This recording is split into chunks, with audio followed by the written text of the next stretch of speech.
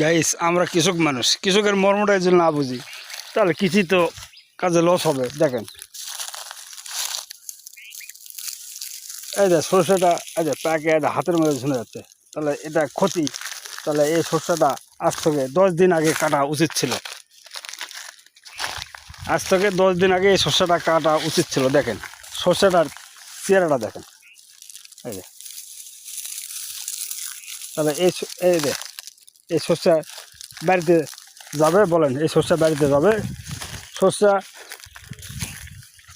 এই যে ডাবস থাকতে কাটতে হবে, এই ধরনের ডাবস থাকতে কাটতে হবে। দেখেন তাকে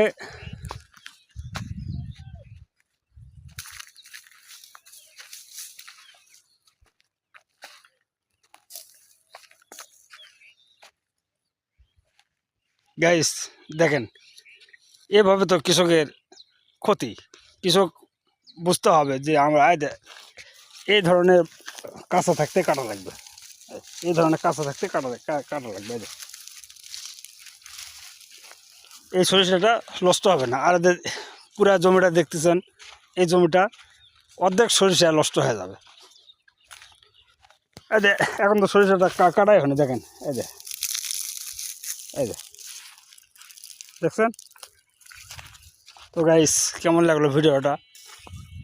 ভালো লাগলে একটু শেয়ার করে দিন। ধন্যবাদ।